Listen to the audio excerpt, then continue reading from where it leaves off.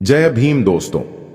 अगर मैं आपसे पूछूं कि बाबा साहेब अंबेडकर ने क्या किया तो आप बाबा साहब के बहुत से योगदानों को गिनाने लगेंगे, लेकिन सच तो यह है कि बाबा साहब के बारे में सब कुछ बता पाना एक आम आदमी के बस की बात नहीं है।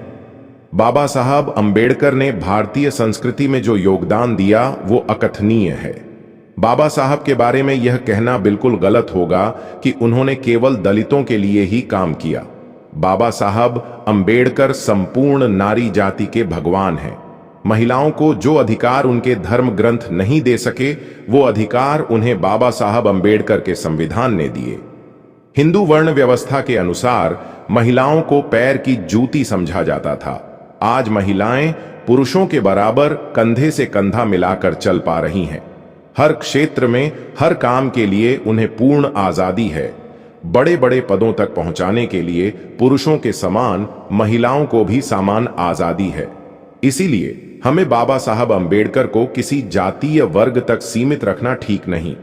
बाबा साहब अंबेडकर हर भारतीय के लिए प्रेरणा है, लेकिन बड़े ही दुख के साथ कहना पड़ रहा है, इस देश के कुछ लोगों ने बाबा साहब के नाम की ठेकेदारी ले रखी है और उन्हें केवल दलितों तक सीमित रखा है।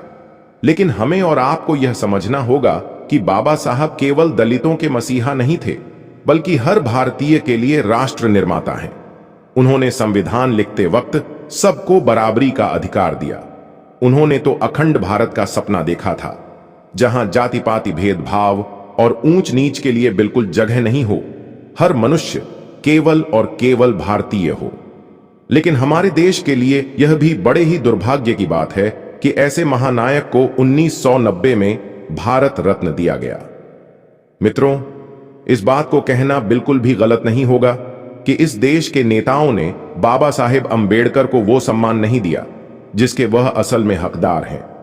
बाबा साहब अंबेडकर को महापुरुषों का महापुरुष कहना भी अतिशयोक्तिपूर्ण नहीं होगा। बाबा साहब अंबेडकर जैसे महापुरुष हम सब भारतीयों के दिल में हमेशा हमेशा के लिए जीवित रहेंगे। मित्रों, आज हम बाबा साहब अंबेडकर के उस योगदान को लेकर प्रस्तुत हुए हैं जिसे इतिहास के पन्नों में हमेशा दबा कर रखा गया। इसके बारे में चंद्रशेखर आजाद ने भी संसद में आवाज उठाई है।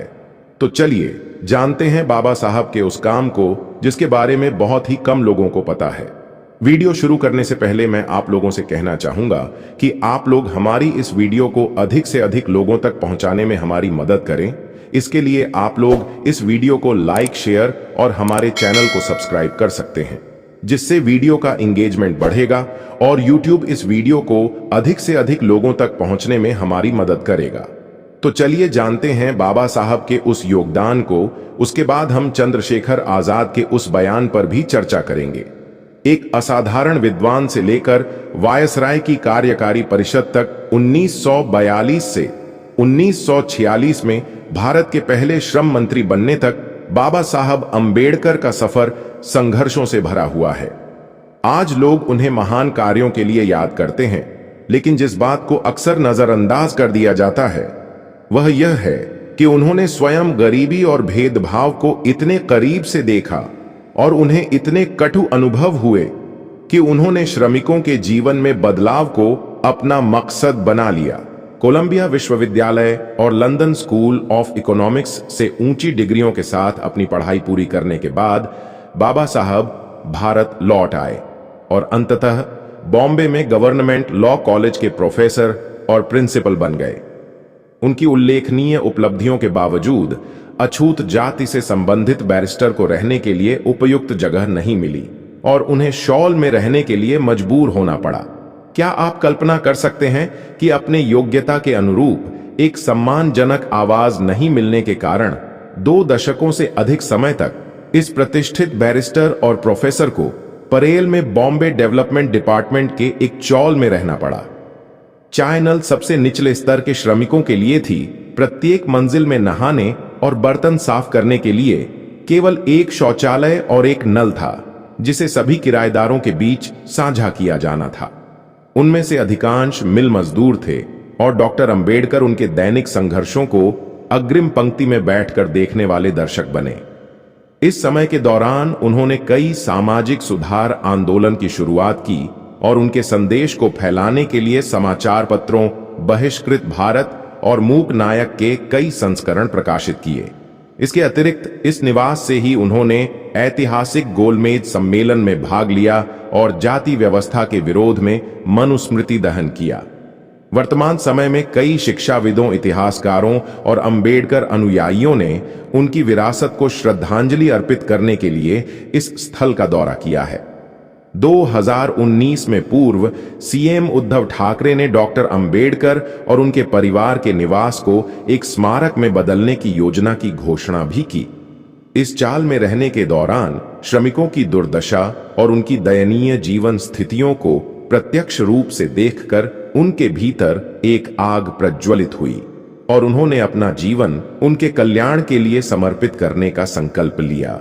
उन्होंने मिलों का दौरा किया और देखा कि मजदूरों को अपनी रोजी रोटी कमाने के लिए कितनी कठिनाइयों का सामना करना पड़ता है। बाबा साहब जल्द ही भारत के इस बड़े मजदूर तबके के जीवन में आशा की किरण बन गए। द्वितीय विश्व युद्ध से भारतीय अर्थव्यवस्था में जबरदस्त परिवर्तन आया। विभिन्न उद्योगों के विस्तार के लिए कई अवसर प्रस्तुत हुए। उद्यमियों और प्रबंधकों के बीच उनकी भविष्य की समृद्धि के लिए आशावाद के बावजूद श्रम बल को वह उचित हिस्सा नहीं दिया गया जिसके वह हकदार थे। इसी दौरान डॉक्टर अंबेडकर ने नेतृत्व किया और श्रमिक समुदाय के कल्याण के लिए कई ठोस कवायदों की शुरुआत हुई। इंडिपेंडेंट लेबर पार्टी 15 अगस्त 1936 को भीमराव अंबेडकर के नेतृत्व में गठित एक महत्वपूर्ण राजनीतिक संगठन था।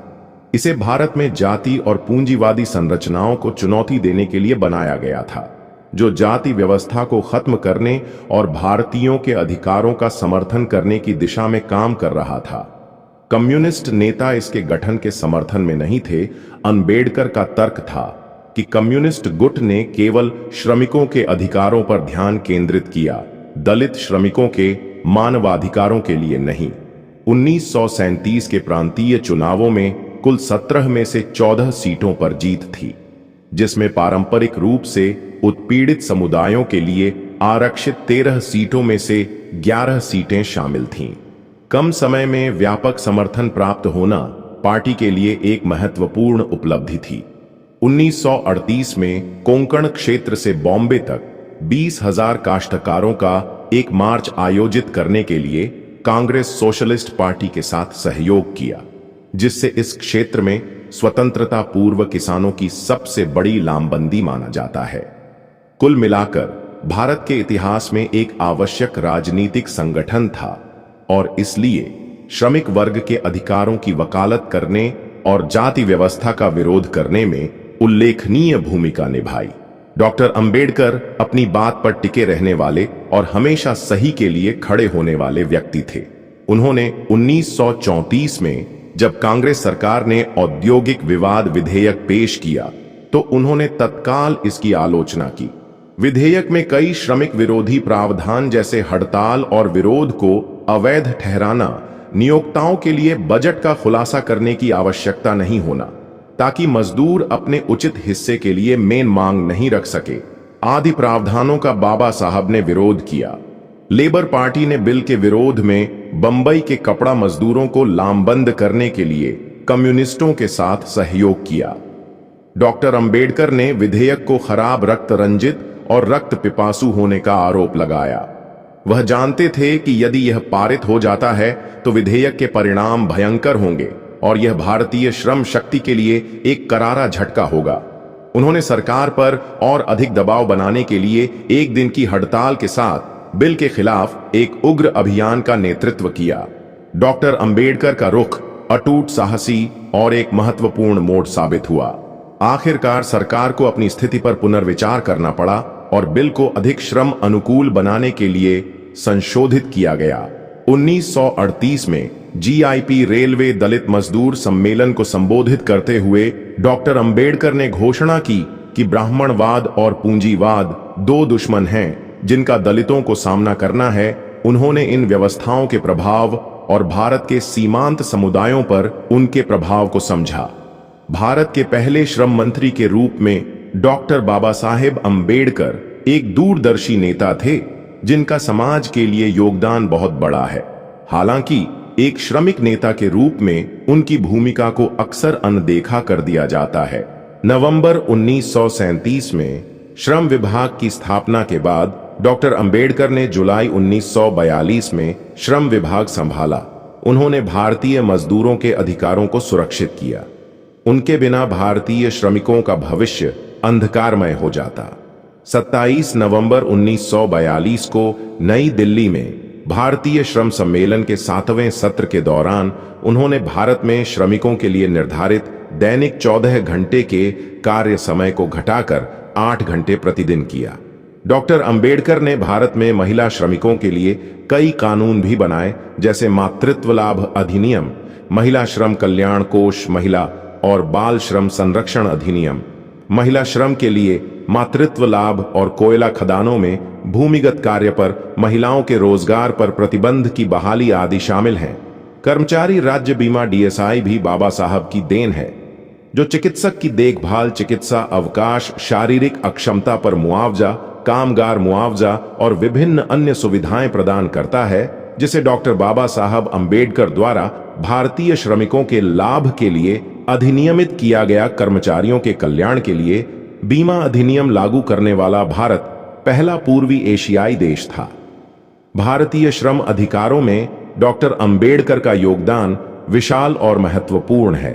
उन्होंने श्रम को समवर्ती सूची में रखा, श्रम विभाग में मुख्य आयुक्त और श्रम आयुक्तों की नियुक्ति की और श्रम जांच समिति का गठन किया। उनके द्वारा कार्मिकों को सशक्त बनाने के लिए न्यूनतम मजदूरी अधिनियम भी पेश किया गया था। भारत में रोजगार कार्यालयों की उपस्थिति का श्रेय डॉक्टर अंबेडकर की दूरदर्शिता को दिया जा सकता है।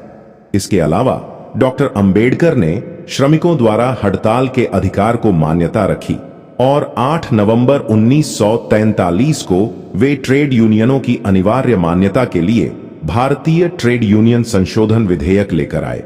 उनका मानना था कि दलित वर्गों को देश के आर्थिक विकास में महत्वपूर्ण भूमिका निभानी चाहिए। महंगाई भत्ते में समयबद्ध वृद्धि बेनिफिट और समय समय पर वेतनमान में संशोधन हमें भारतीय श्रम अधिकारों में डॉक्टर बाबा साहेब अंबेडकर के योगदान की याद दिलाती है।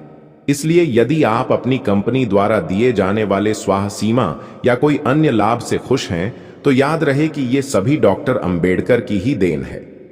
डॉक्टर अंबेडकर के पास एक निष्पक्ष और लोकतांत्रिक समाज बनाने के लिए एक साहसिक और दूरदर्शी विचार था। उन्होंने माना कि असमानता की जड़ें बहुत गहरी हैं और उन्हें संबोधित करने के लिए महत्वपूर्ण परिवर्तनों की आवश्यकता है।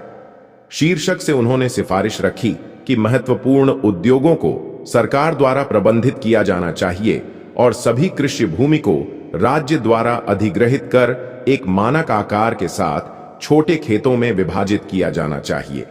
इन खेतों को सामूहिक रूप से खेती करने के लिए गांव के निवासियों को किराए पर दिया जाए।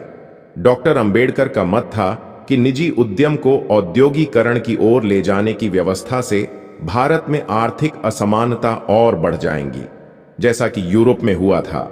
उनका यह प्रबल पूर्वाभास था कि ऐसी असमानताएं लोकतांत्रिक मूल्यों के अनुकूल नहीं है। उनके विचार में धन असमानताओं के बढ़ने से निर्धन लोगों को मौलिक अधिकारों में समझौते करने पर देंगे, जो उन्हें कदापि स्वीकार नहीं था।